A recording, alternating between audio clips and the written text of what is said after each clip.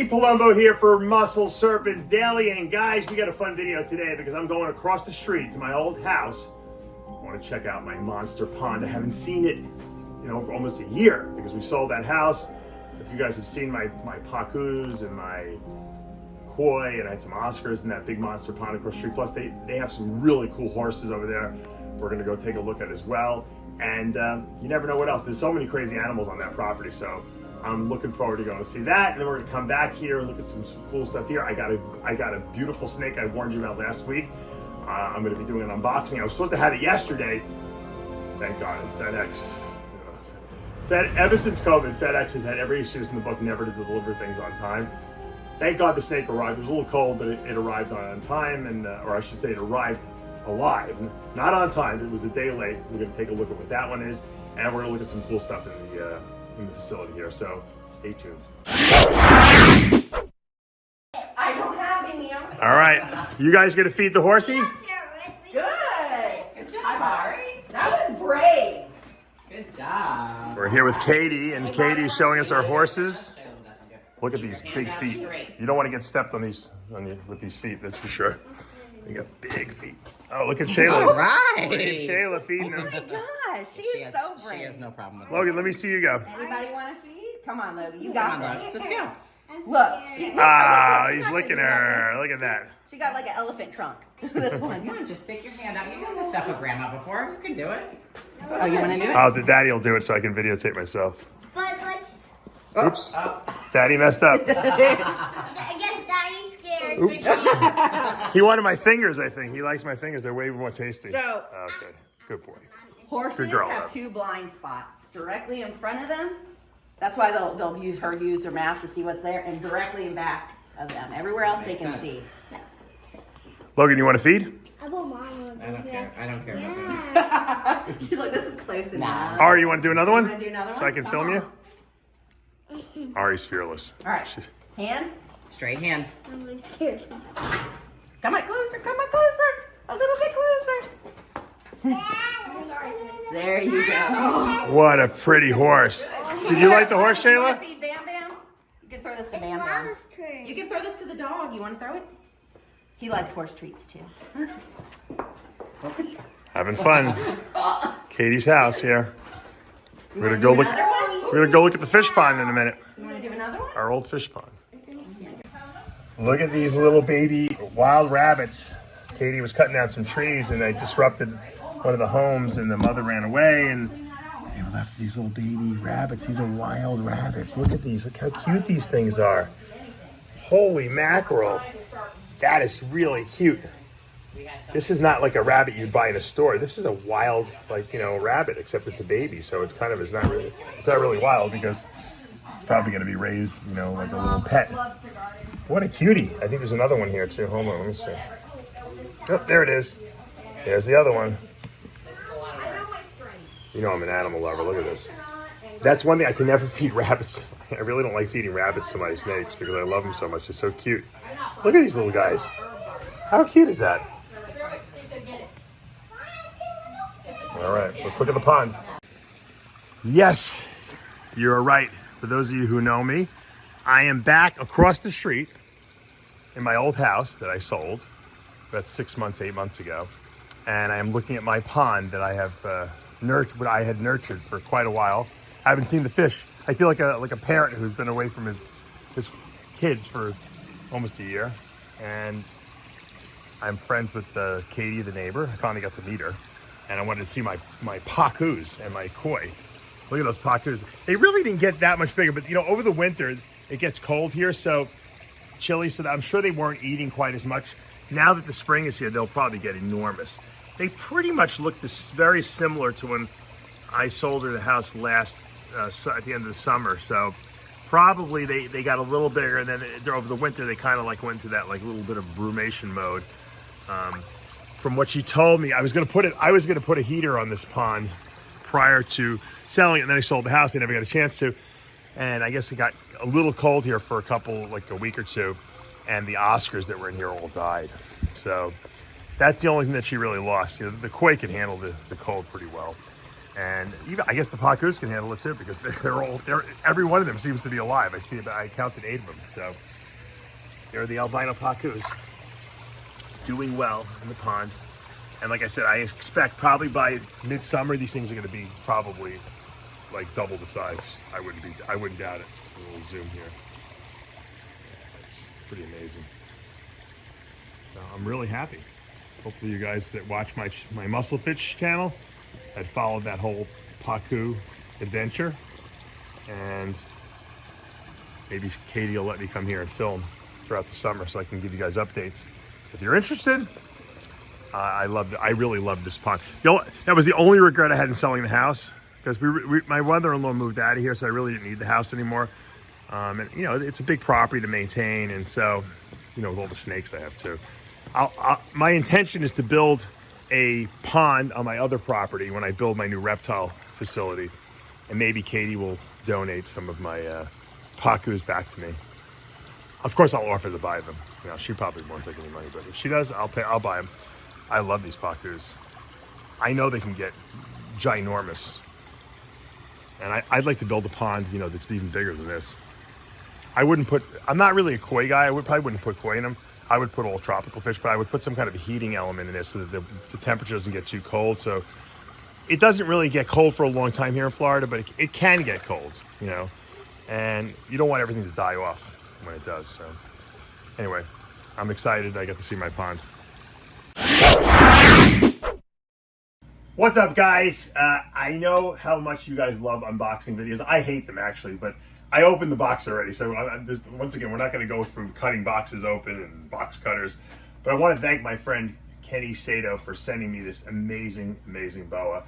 I'm going to share it with you because it's so special that I really want to, you know, show it off. Okay, I don't order that many things that really amaze me. He also sent me this really nice T-shirt. His company is Boa Affliction out there in California. Very nice shirt. Thank you very much. Good thin material. I like it. I would have probably put this on the front, but I'm a neurotic. All right, let's get to the snake. First of all, the snake was delayed. So it was supposed to be here yesterday. FedEx has really been terrible lately. I don't know if any of you guys have experienced this. So it got stuck in Memphis, and I probably would have put a heat pack in here, Kenny, if I were you, just because knowing that FedEx is so terrible, but the snake is so good, I'm not even care. It's a little cold.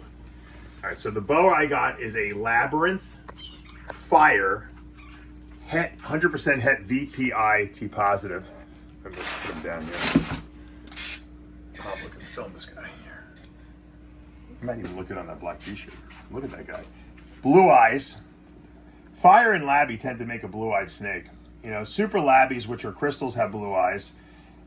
So it doesn't surprise me that you get a nice blue-eyed snake from the Labby Fire combination. This is also 100% Het VPIT positive. This is a male. He really, you know, there's a good story behind this snake because I kind of blew it. Sometimes, you know when you blow it. Jeff Ronnie bred a Labyrinth to a Fire several years back. And he listed a couple of the snakes for sale, and you know what? I wanted to buy one. I said, you know what? It's a real great combination. I could probably do a lot of good stuff with it.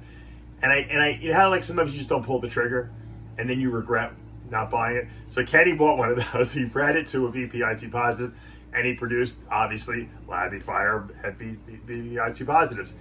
And I had to wait and buy the byproduct of that. I could have made my own, but sometimes you got to pull the trigger. So when I saw Kenny put the snake up, and this snake is, once again, I mean, this is one of my, I really believe that this is like a really, really going to take things to the next level, especially once we get VPIT positive into this combination. It's going to be breathtaking. So I could have been doing what he's doing, but I didn't. So I said, you know what, if I let this snake go, even though it was a little pricey, I'm going to regret it. So I bought this little boy, and we'll grow him up, and hopefully in a couple of years he'll be spreading his DNA all over my collection. So thank you, Kenny, for this great snake. I'm very happy. I wanted to show you guys a little update on this beautiful hypo blood onyx 66% Het Honduran T positive. This is the guy who had escaped for like 3 months almost, 2.5 months. Couldn't find him. He's got a couple little nicks on him. Probably after he sheds, he'll be fine. I found him like 2 weeks ago. He ate a nice sized big mouse yesterday. He's doing really, he looks like he's going in shed actually if you look at his eyes, but he's doing great. He wasn't really he was a decent eater. He's a much better eater now that he went on a food strike. The funny thing is that he didn't lose, I weighed him, he maybe lost maybe 10 grams. He really didn't lose weight, which just goes to show you that these boas, in the absence of food, and it was winter time here, so, you know, in the wild, they probably wouldn't have much access to food either, which a lot of people don't realize. They won't lose weight.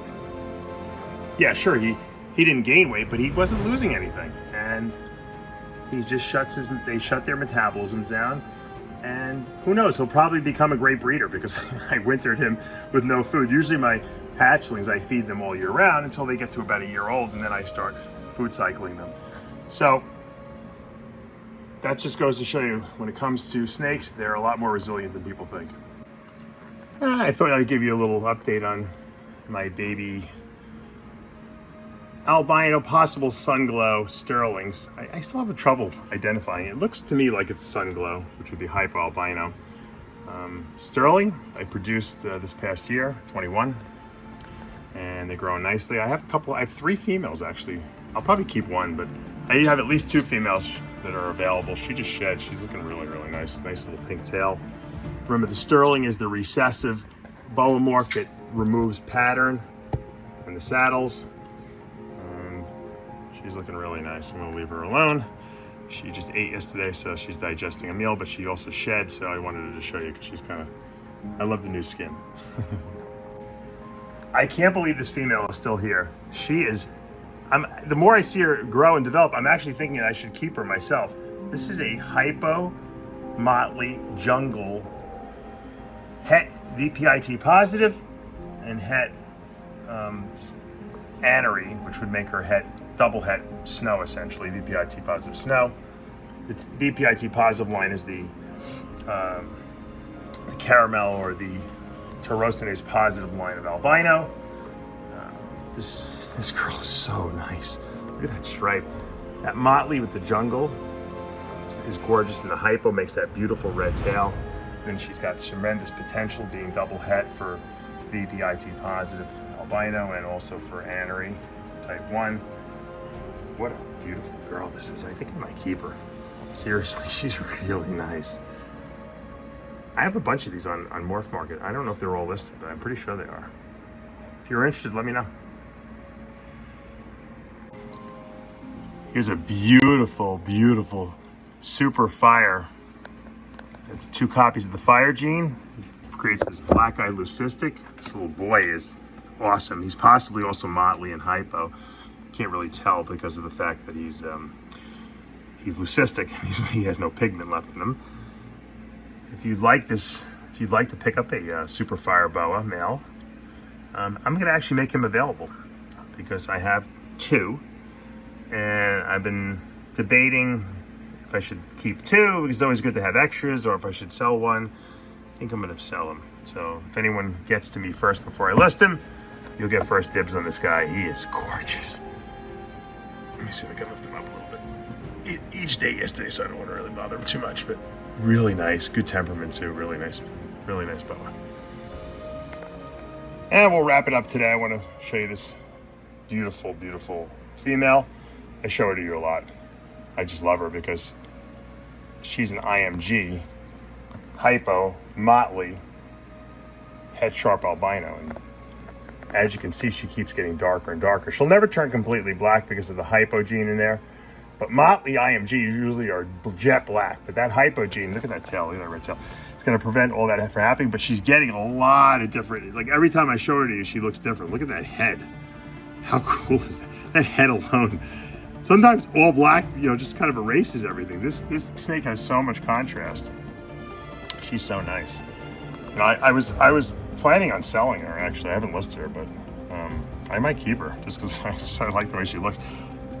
I think hypo adds in a really cool dimension to the IMG complex, especially if you have motley IMG, because motley IMGs are so dark, and the hypo takes away just enough to keep them looking cool. And this snake will keep getting darker as it gets older. It's just never going to turn completely black.